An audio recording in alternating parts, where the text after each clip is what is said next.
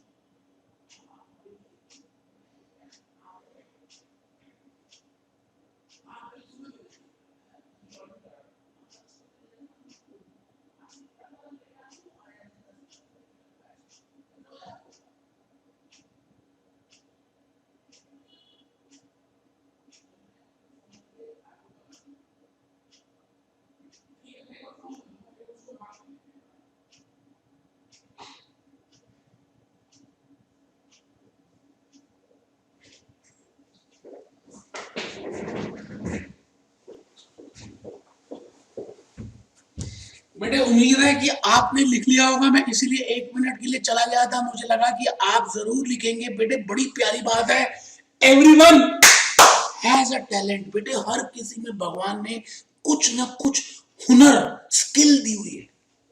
मेरे में स्किल है, मुझे लगता है पढ़ने की और पढ़ाने की। मैं मुश्किल चीज को भी आराम से सरल भाषा में समझ के आपके सामने प्रस्तुत कर सकता हूं। मुझे लगता है मेरे में एक कला है।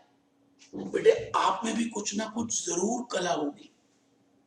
आपको उस कला को ढूंढना है जिसमें आपका मन ज्यादा लगता है, उसको बस बाहर निकालना है और चमकाना है। बेटे यही, बस यही है, यही है मेरे बेटे, यही है भगवान की चीज। आइए लेक्चर 19, मैं भूपेश आनंद आज आपके लिए लेक्चर 19 को पहले लिख रहा हूं। बेटे ये भी प्रैक्टिस मैनुअल से लिया है। What is the treatment, what is the treatment of, what is the treatment of dividend paid by, what is the treatment of dividend paid by subsidiary company। बेटा मैं यहां से लिख रहा हूं हार्ड कॉपी से, अभी आपको सॉफ्ट दिखा रहा हूं। Subsidiary company to holding company और to its shareholders. CS practice manual question 11 page 270। आराम से बेटे, आराम से। मैं सॉफ्ट कॉपी भी निकाल दूंगा, आप टेंशन मत लेना।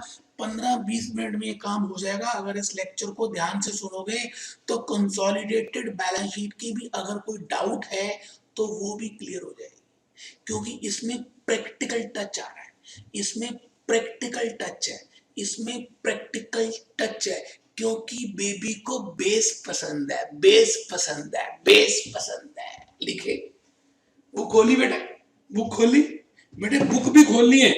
ये लो जी, ये आपके सामने 19 number, what is the treatment of dividend paid by subsidiary company, question 19। What is the treatment of dividend paid by subsidiary company, what is the treatment of dividend paid by subsidiary company. Practice manual खोल लीजिए और बेटे आप मेरी book का page number 290, मेरी book का page number 290, मेरी बुक का पेज नंबर 290 ओपन करिए, ओपन कीजिए। और मैं आपको यहां बताने जा रहा हूं कि मैंने कौन सी एडजस्टमेंट लिखी है जो आपसे मैं पूछूंगा। ये नहीं बेटा, एडजस्टमेंट नंबर 8 बेटे, एडजस्टमेंट 8 मैंने पूरे प्रैक्टिकल क्वेश्चंस को कंसेप्ट के हिसाब से लिखा है। बेटे पहली बार इंडिया में सब चैप्टर्स को मैंने कंसेप्ट्स में डिवाइड कर दिया, पहली बार इंडिया में मैंने सब चैप्टर्स को कंसेप्ट वाइज डिवाइड कर दिया। तो कंसेप्ट नंबर 18, एडजस्टमेंट नंबर 8 क्या कहती है, what is the meaning of pre acquisition dividend और dividend already paid by subsidiary company. आइए जी इसी को चर्चा करेंगे। और इसके साथ साथ मैं ये कहता हूं कि आप सभी इसको भी ओपन कर लीजिए बेटे। What is the treatment of dividend while preparing consolidated financial. बेटे बुक, बेटे 296 पेज है, 296। इस क्वेश्चन का आंसर मैंने पूरा लिखा हुआ है, आप देखिए।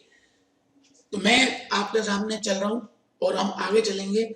मैं आपको ये बताने जा रहा हूं कि सब्सिडरी कंपनी अगर डिविडेंड देती है तो क्या उसकी ट्रीटमेंट करते हैं, क्योंकि प्रैक्टिकल टच है। आप ध्यान से मेरी बात को सुनते रहना, फिर मैंने जो उस बुक में लिखा है वो मैं बता दूंगा। चलिए जी, आपको मालूम ही है कि एक चैप्टर है कंसोलिडेटेड फाइनेंशियल स्टेटमेंट्स, पता है आपको, पता है?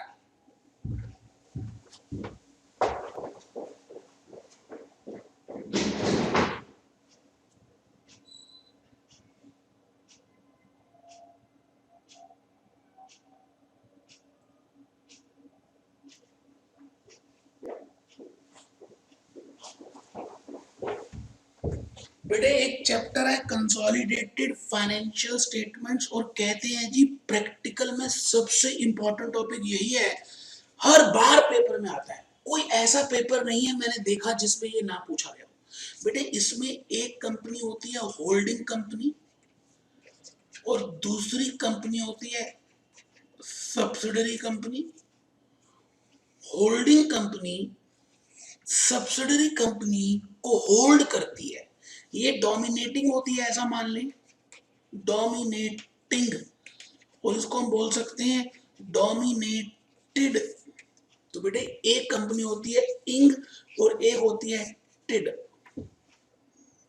होल्डिंग कंपनी के पास इस सब्सिडरी कंपनी के मोर देन 50% शेयर्स होते हैं, तभी तो वो होल्डिंग कंपनी है। और बेटे as per Companies Act 2013 it is compulsory, as per companies act 2013 it is compulsory that every holding company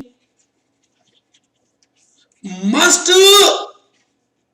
prepare combined और कंसोलिडेटेड बैलेंस शीट। हर होल्डिंग कंपनी को कंसोलिडेटेड बैलेंस शीट बनानी कंपलसरी है as per Companies Act 2013। तो अब मैं आपको कुछ और बताने जा रहा हूं, यहां तक तो पता ही था। ये है बेटे बिगिनिंग ऑफ ईयर और ये है बेटे एंड ऑफ ईयर। बेटे मैं कहता हूं होल्डिंग कंपनी ने ये डेट ऑफ एक्विजिशन है बेटे, शेयर्स को एक्वायर किया, date of acquisition of shares. Holding company ने इस दिन मोर देन 50% शेयर्स एक्वायर किए सब्सिडरी के। तो बेटे उस दिन से ये कंपनी होल्डिंग कंपनी मानी जाएगी। और इसने कुछ प्राइस पे किया, प्राइस पेड बेटे प्राइस पेड है, मान लेते हैं 5 लाख रुपए, मैं अज्यूम कर रहा हूं बेटे। 51,000 शेयर्स को परचेज करने के लिए इस होल्डिंग कंपनी ने मार्केट प्राइस स्टॉक एक्सचेंज में 5 लाख रुपए पे किए। और मैं मान के चलता हूं कि सब्सिडरी कंपनी के पास 1 लाख शेयर्स हैं। सुनना जरा ध्यान से, सब्सिडरी कंपनी की बैलेंस शीट में 1 लाख शेयर्स हैं, होल्डिंग कंपनी ने 51,000 शेयर्स 5 लाख रुपए के खरीदे और ये शेयर्स एक्चुअली में 10 रुपए का एक शेयर है फेस वैल्यू। ठीक है जी। तो सवाल ये आता है कि ये जो 5 लाख रुपए की पोटली खरीदी है होल्डिंग कंपनी ने, इस कंपनी को होल्डिंग कंपनी को अब कंपनीज एक्ट 2013 के बेसिस पे combined balance sheet consolidated balance sheet जरूर बनानी पड़ेगी, बिना उसके हो ही नहीं सकता। तो सवाल ये आता है कि जिस दिन इसने एक्वायर किए उस दिन तक के सारे प्रॉफिट्स, पिछले उस दिन तक, मतलब बिगिनिंग से लेकर जिस दिन up to the date of acquisition तक के ये जो प्रॉफिट्स हैं, इनका नेचर है कैपिटल इन नेचर। सुनना जी, ध्यान से सुनना। I repeat, all the profits from the beginning of the year up to the date of acquisition, from the beginning of the year up to the date of acquisition are named as pre-acquisition profits or capital profits, pre-acquisition profits or capital profits। और बेटे all the profits from this date, all the profits from the date of acquisition up to the end are named as revenue profits or post acquisition profits। आराम से बेटे, आराम से, ध्यान से बेटे, मैं जो कहना चाह रहा हूं ध्यान से सुनिए। जितने भी profits subsidiary company date of acquisition तक कमाती है, जब 51% की होल्डिंग उसने ली, उसको कैपिटल प्रॉफिट्स बोलते हैं। और उसके बाद वाले सारे प्रॉफिट्स पोस्ट होते हैं, जैसा आपको पता ही है। अब क्वेश्चन में ये थोड़ी पूछा जो मैं बता रहा हूं, क्वेश्चन कह रहा है what will be treatment of dividend paid by subsidiary company. आपसे ये पूछा जा रहा है what will be the treatment of dividend paid by subsidiary company. अगर सब्सिडरी कंपनी अपने शेयर होल्डर्स को डिविडेंड देती है तो उसकी ट्रीटमेंट क्या करेंगे। मैंने तो बुक में लिखा है, फिर भी सुनिए बेटे डिविडेंड किसको दिया जाता है। Dividend is always paid to share holders, ये बात सबको पता है बेटे। Dividend is always paid to share holders and share holders बेटे यहां पर दो तरह के हैं, दो कैटेगरीज में डिवाइड कर सकते हैं। Those shares held by holding company जैसे मैंने अभी अभी एग्जांपल में लिया था 51,000 equity shares are held by holding company, 51,000 equity shares are held by holding company. और बेटे those which are not held by holding company are named as minority shares. मान के चलते हैं 49,000 शेयर्स माइनॉरिटी है। बेटे कंपनी जब डिविडेंड देगी वो तो सभी को देगी, उसके तो सभी शेयर होल्डर्स हैं, चाहे वो होल्डिंग के पास हो, चाहे वो सब्सिडरी, चाहे वो माइनॉरिटी के पास हो। सवाल ये नहीं आता, सवाल कुछ और है। मैं आपसे जो कहना चाह रहा हूं ध्यान से सुनिएगा। अब डिविडेंड, वो बेटे डिविडेंड, डिविडेंड की बात करें, डिविडेंड, डिविडेंड या तो मैं कहूंगा कि डिविडेंड की दो सिचुएशंस में आपके सामने लेके आ सकता हूं। If dividend is already paid, अगर डिविडेंड पहले से ही पे हो चुका है, if dividend is already paid मतलब सब्सिडरी कंपनी ने वो डिविडेंड दे दिया है कंसोलिडेटेड बैलेंस शीट को बनाने से पहले। और बेटे ये सिचुएशन भी हो सकती है। और if if if dividend is to be, if dividend is to be paid, बेटे पे कर दिया है, चिड़िया दाना चुग गई है या अभी चुगना है, चिड़िया दाना चुग गई है या अभी चुगना है, चिड़िया दाना चुग गई है या चुगना है, मतलब डिविडेंड दे दिया है। तो बेटे मैं कहता हूं ये सिचुएशन भी हो सकती है। और डिविडेंड देना है तो बेटे ये सिचुएशन हो सकती है। अब डिविडेंड देना है तो इसका मतलब है आपको ये देखना है कि क्या प्रपोज्ड डिविडेंड है, क्योंकि बेटे प्रपोज्ड डिविडेंड डिक्लेयर्ड तो हो चुका होता है, दिया नहीं होता। तो प्रपोज्ड डिविडेंड और ये सिचुएशन है if dividend is already paid. अब सुनना, पहले मैं इस सिचुएशन की बात करूंगा।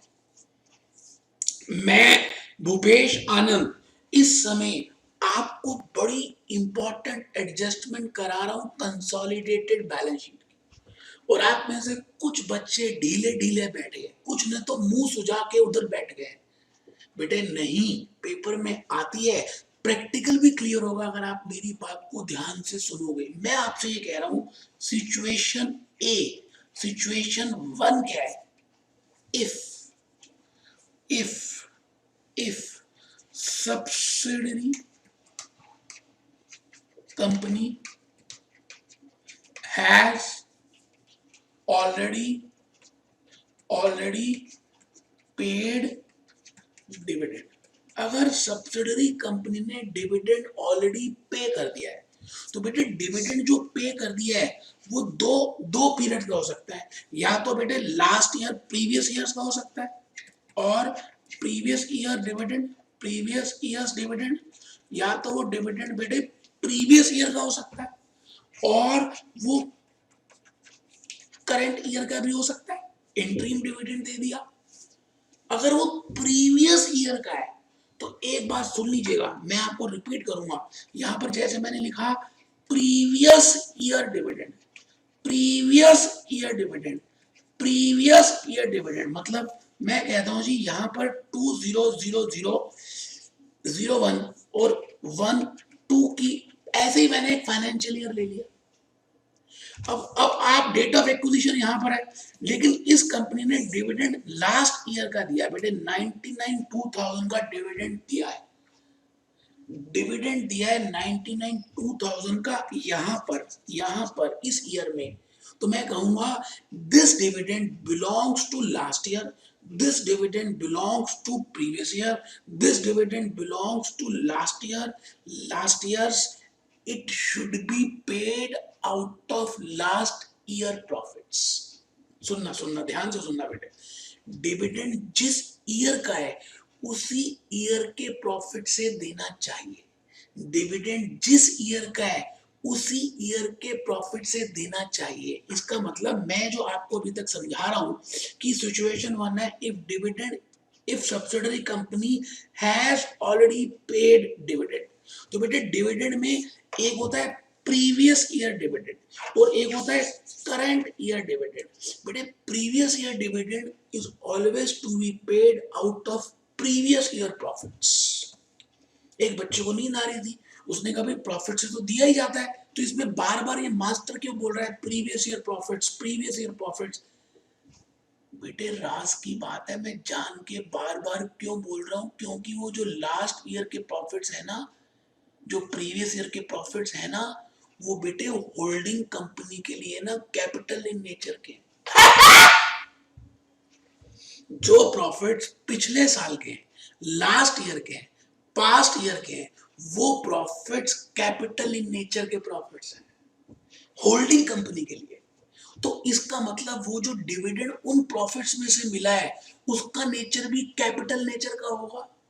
इसका मतलब वो जो डिविडेंड मिला है पिछले प्रॉफिट से, उसको प्रॉफिट एंड लॉस में क्रेडिट नहीं कर सकते होंगे। लेकिन बेटे 99% केसेस में कंसोलिडेटेड बैलेंस शीट जब आप बनाएंगे तो आपको ये बताया जाएगा कि this dividend is paid by subsidy company for that year, बस, and it has been credited by holding company in profit and loss. बस बेटे वहीं से बात समझ आना। मैं फिर रिपीट करता हूं, situation one, if subsidiary company has already paid the dividend and that is for previous year, last year, it should be paid out of last year profits.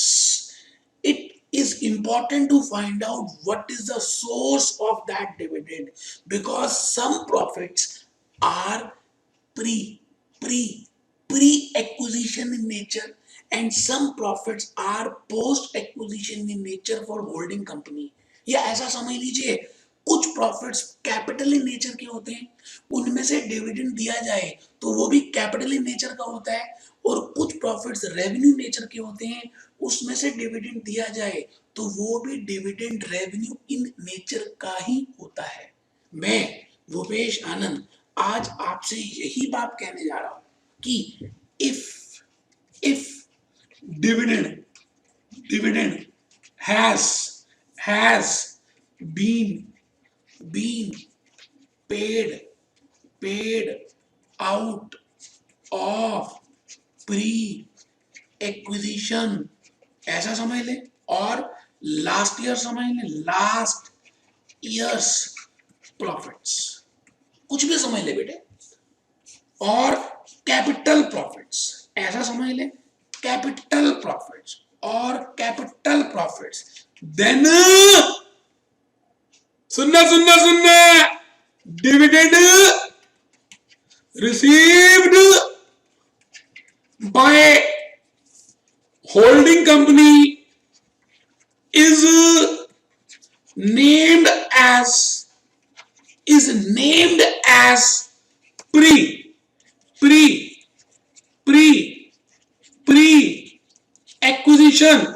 acquisition dividend। तो बेटे उन डिविडेंड को हम कहेंगे pre acquisition dividend. सुनना, देखिए कहां तक पहुंच गया। नाउ एज, बेटा लिखो साथ साथ, now as pre acquisition dividend. अब एक बच्चा नहीं लिख रहा वगैरह, किताब में है, फिर भी लिख लो यार। Now as pre acquisition dividend is of capital in nature. बेटे pre acquisition dividend capital in nature का है, hence should not be credited, should not be credited in profit and loss account। बेटे प्रॉफिट एंड लॉस अकाउंट में credit नहीं होना चाहिए, but मैंने कहा जनरली ये क्रेडिट हो गया होता है। अब उसकी ट्रीटमेंट क्या करेंगे वो मैं प्रैक्टिकल में बताऊंगा, अभी आप बात सुनिए। rather it should be credited from the value of of of investments. बेटे इसको हम इन्वेस्टमेंट की वैल्यू से क्रेडिट करेंगे, इसको हम इन्वेस्टमेंट की वैल्यू से क्रेडिट करेंगे। मतलब क्योंकि इन्वेस्टमेंट का डेबिट बैलेंस होता है, जैसे मैंने अभी एग्जांपल दिया था कि 5 लाख रुपए के 51% शेयर्स लिए, तो बेटे डिविडेंड मान लेते हैं इसको मिला, मान रहे हैं ना 51, मान रहे हैं 40,000 रुपए का, तो बेटे मैं इन्वेस्टमेंट की वैल्यू 4,60,000 रुपए लूंगा, ना कि 5। क्यों? क्योंकि ये जो डिविडेंड मिला ये पिछले सालों का था, इसलिए ये कैपिटल नेचर का है, इसलिए ये कैपिटल आइटम है, इसलिए ये 5 लाख से लेस होनी चाहिए, प्रॉफिट एंड लॉस में क्रेडिट नहीं होनी चाहिए। तो क्या आपको समझ I what is the treatment of dividend if it is paid by subsidiary company? अब मैं दूसरा ले रहा हूं सिनेरियो, इफ डिविडेंड इज, अब मैं दूसरा सिनेरियो ले रहा हूं बेटे, अब मैं दूसरा सिनेरियो ले रहा हूं, if dividend is not paid yet, if dividend is not paid yet by by by subsidiary company, अगर सब्सिडरी कंपनी ने अभी डिविडेंड नहीं दिया तो दो सिचुएशंस हो सकती है, whether proposed dividend has been appearing, whether proposed dividend has been appearing in a subsidiary balance sheet, क्या प्रपोज डिविडेंड सब्सिडरी कंपनी की बैलेंस शीट में अपीयर हो रहा है और इज नॉट अपीयरिंग। कुछ भी हो टेंशन नहीं लेनी, मैं ट्रीटमेंट बता रहा हूं बेटे। प्रपोज डिविडेंड जो है वो करंट ईयर का होता है, it should be paid out of current year profits. So जो करंट ईयर प्रॉफिट से देते हैं बेटे उसका नेचर रेवेन्यू नेचर का होता है, तो होल्डिंग कंपनी को जो डिविडेंड रिसीव होगा रेवेन्यू नेचर के प्रॉफिट से, that should be credited in profit and loss account and not in the investments. एक बच्चे को नींद आ रही थी, उसको ढीला ढीला बैठा था, उसका थप्पड़ मारने का दिल कर रहा है, यहां पर जान लगी हुई है समझाने के लिए। मैं रिपीट करता हूं बेटे, सारी बातें छोड़ दीजिए जो अभी तक बताई है। मैं ये कहना चाहता हूं इसको दो सिनेरियो में देख सकते हैं, एक तो डिविडेंड दे दिया और एक डिविडेंड देना है, एक डिविडेंड पे कर दिया, एक डिविडेंड देना है। अगर पे कर दिया तो आपको ये चेक करना है कि वो पिछले सालों का डिविडेंड तो नहीं था, क्योंकि अगर वो पिछले सालों का था तो उसी साल से प्रॉफिट से लेस होना चाहिए, उसी साल से दिया होगा। और होल्डिंग कंपनी के लिए वो जो लास्ट ईयर्स हैं वो कैपिटल इन नेचर के हैं, प्री एक्विजिशन इन नेचर के हैं। It should not B it is not revenue nature, क्योंकि वो नॉन रिकरिंग आइटम है यार, इसलिए वो प्रॉफिट एंड लॉस में क्रेडिट नहीं होनी चाहिए, क्योंकि profit and loss revenue item है। इसलिए हमने कहा उसकी ट्रीटमेंट क्या करेंगे, it should be subtracted from the value of investments, it should be subtracted from the value of investments, ये ट्रीटमेंट है। दूसरा, अगर डिविडेंड नहीं दिया तो बेटे उसका नाम है प्रपोज्ड डिविडेंड, चाहे वो बैलेंस शीट में हो या नीचे हो। मैं आपसे कह रहा हूं कि आपको उसका ट्रीटमेंट रेवेन्यू मान के चलना है, और जितना भी होल्डिंग कंपनी का शेयर है प्रपोज डिविडेंड में, that part will be added, that part will be added, that part will be added in profit and loss of holding company, that part will be added in profit and loss of holding company। बस बेटा ये treatment है, कोई मुश्किल थोड़ी है। आइए एक बार देख लें कि मैंने बुक में क्या लिखा है, एक बार आइए बेटे, 1 मिनट के लिए आइए, ये लीजिए। What is the treatment of dividend while preparing consolidated financial statement?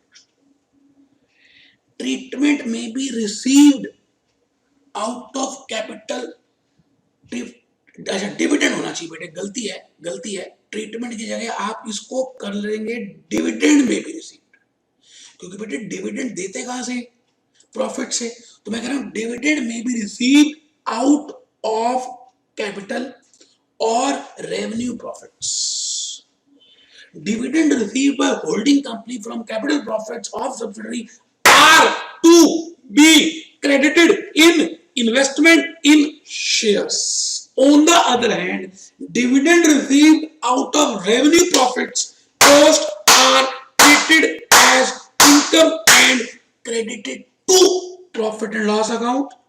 If the dividend is partly from capital and partly from revenue, क्योंकि डेट ऑफ एक्विजिशन मिडिल में है और इसी साल का डिविडेंड दिया है, तो इस साल के प्रॉफिट से दिया है, लेकिन होल्डिंग के लिए कुछ पीरियड प्री है और कुछ पीरियड पोस्ट है, तो कोई दिक्कत नहीं। जितना प्री है उसको इन्वेस्टमेंट में से लेस करो और जितना पोस्ट है उसको प्रॉफिट एंड लॉस में क्रेडिट करो होल्डिंग कंपनी की बैलेंस शीट बनाते समय। ये लिखा है।